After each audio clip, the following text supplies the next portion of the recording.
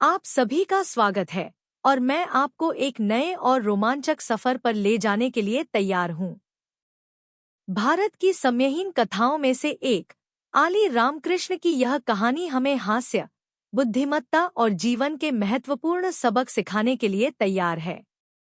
इस प्राचीन ज्ञान की कथा में डूबने के लिए तैयार हो जाएं, जो आपको एक अनोखे परिवार की दुनिया में ले जाएगी।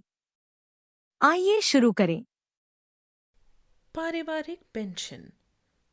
राजा कृष्णदेव राय ने तेनाली रामकृष्ण को मृत्यु दंड दिया। किसी तरह मृत्यु दंड से बचने के बाद सैनिकों और राजा के दो सहयोगियों से आज्ञा लेकर तेनाली रामकृष्ण सीधे अपने घर चले गए। घर पहुंचने पर उनके बेटे ने प्रसन्न चेहरे के साथ उनका स्वागत किया। रामकृष्ण की माँ ने उनसे पूछा, तुम कहाँ गए थे बेटा? उसकी पत्नी ने उसे पीने के लिए एक ग्लास में पानी दिया।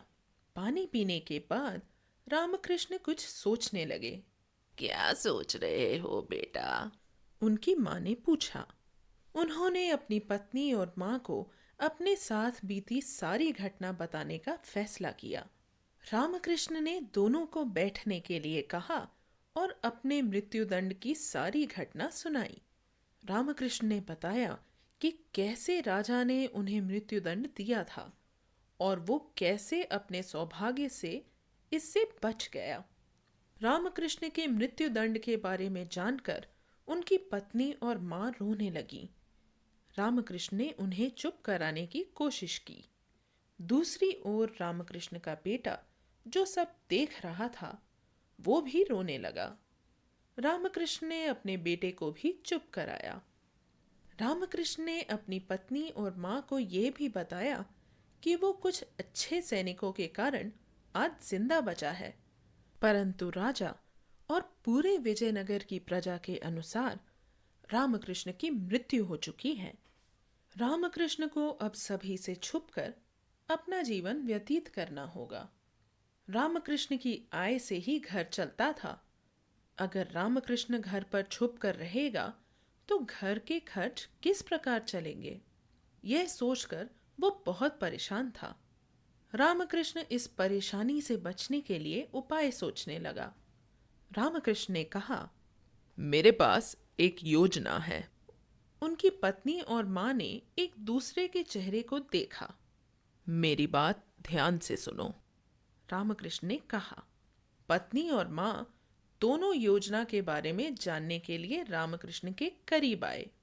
रामकृष्ण ने दोनों से पूछा, जब मैंने आपको अपने मृत्यु दंड के बारे में बताया तो आपने क्या किया? हमें ऐसा लगा जैसे हमने अपना जीवन खो दिया है, दोनों ने उत्तर दिया। रामकृष्ण उन दोनों के दिए गए उत्तर पर जोर जोर से हंसने लगे। आप मृत्युदंड की स्थिति में कैसे हंस सकते हैं? दोनों ने आश्चर्य से पूछा। रामकृष्ण ने कहा, अब आपको बिल्कुल वैसा ही करना है जैसे मेरे मरने की खबर मिलने पर आप करते।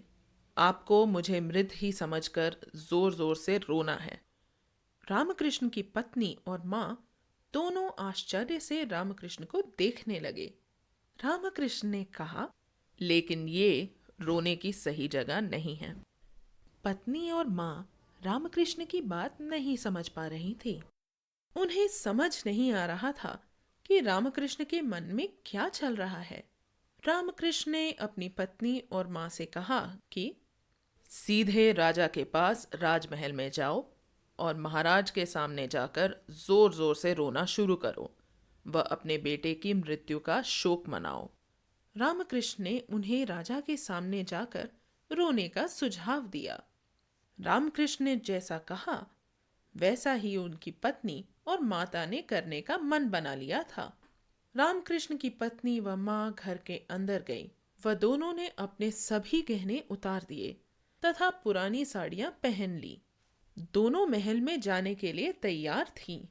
रामकृष्ण की पत्नी ने अपने बेटे को गोद में उठा लिया और जोर जोर से रोते हुए महल की ओर राजा से मिलने जाने लगी। रामकृष्ण की पत्नी व माँ पूरे रास्ते रोते हुए महल की ओर जा रही थी। जैसे जैसे राजमहल पास आ रहा था, वे दोनों बहुत जोर जोर से रोने लगीं। राजमहल के पहरेदार को रामकृष्ण की मृत्यु का पता था, इसीलिए उसने दोनों पर दया दिखाते हुए उन्हें महल में प्रवेश करने की अनुमति दे दी।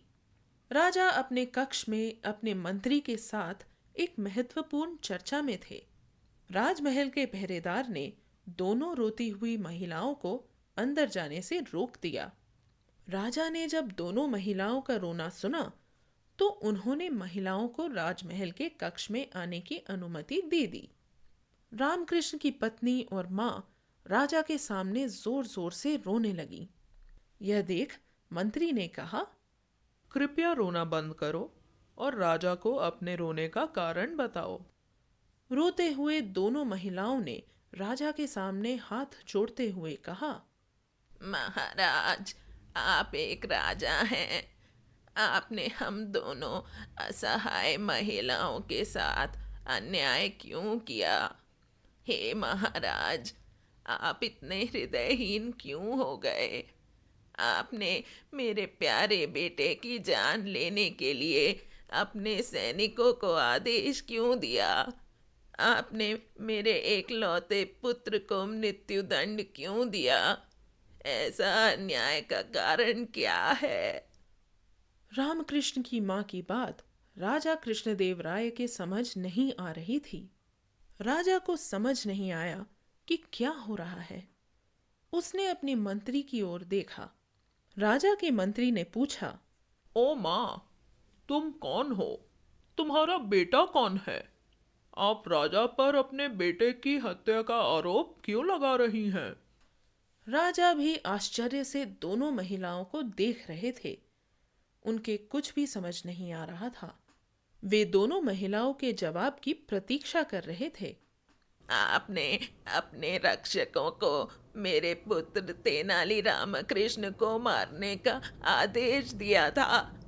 आपने उस पर कोई दया क्यों नहीं दिखाई? रामकृष्ण की मां ने राजा पर आरोप लगाया। राजा को तब समझ में आया कि ये महिलाएं और कोई नहीं, रामकृष्ण की पत्नी और मां हैं। रामकृष्ण ने एक गंभीर गलती की थी। उसने हमारे सबसे सम्मानित पुजारी का अपमान किया और बिना किसी पश्चाताप के राजा को जवाब भी दिया। रामकृष्ण की उदास मां ने राजा से सवाल किया, अगर किसी बच्चे से कोई गलती होती है तो क्या माता पिता बच्चे को नुकसान पहुंचाएंगे? यदि कोई व्यक्ति गलती करता है तो क्या कोई भी राजा उसकी जान ले सकता है? आपको उस व्यक्ति को उचित दंड देना चाहिए और यह देखना चाहिए कि वो अपनी गलती का सुधार कर सके। क्या आपको उसकी जान लेनी चाहिए थी? रामकृष्ण की मां की बातों ने राजा को चिंतित कर दिया। रामकृष्ण की मां राजा को बहुत खरी खोटी सुना रही थी। उसने अपना रोना जारी रखा और कहा, वो मेरा एकलौता बेटा था जिसे परिवार की विरासत को आगे बढ़ाना था। वो हमारे परिवार में एकमात्र कमाने वाला सदस्य था।